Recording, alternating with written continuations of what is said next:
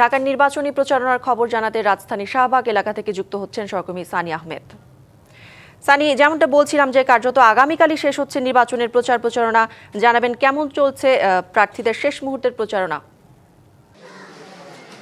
করি এই শেষ মুহূর্তের প্রচারণা ঘিরে জমজমাট প্রচারণা করছে। এই মুহূর্তে রয়েছি ঢাকা ৮ আসনের প্রার্থী নাসিরউদ্দিন পাটোয়ারীর জনসংযোগ করছেন ঢাকা বিশ্ববিদ্যালয়ের মধ্যে হাজী মহসিন হলের মধ্যে আমরা এই মুহূর্তে রয়েছি। তবে এখনই আমরা যদি তাকে কথা বলার কথা ছিল আমাদের সাথে সরাসরি, আমরা চেষ্টা করব তার সাথে যদি একটু আমরা কথা বলতে পারি।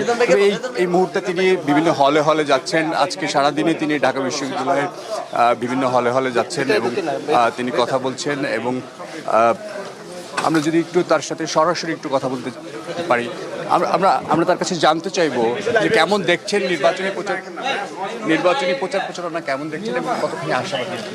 যে আজকে আমরা ঢাকা বিশ্ববিদ্যালয়ে নির্বাচনী প্রচারণা করছি এবং এই নির্বাচনী প্রচারণার কাজে এখানে আসলে সবার মধ্যে একটা উৎসাহ উদ্দীপনা পেয়েছি।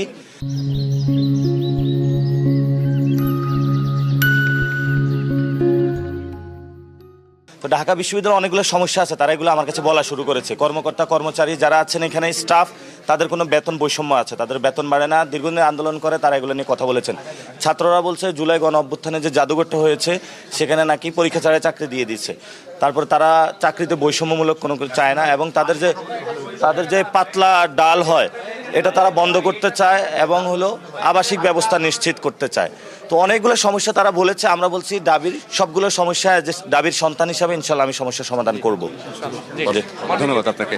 আমরা শুনছিলেন যে বিভিন্ন রকমের ভোটাররা যারা আছেন তারা তার কাছে বিভিন্ন রকমের কথা জানাচ্ছিলেন যেগুলো তাদের সমস্যা, সেই সমস্যা নিরসনের জন্য নাসিরউদ্দিন পাটোয়ারী তিনিও তাদের সাথে একমত হয়েছিলেন।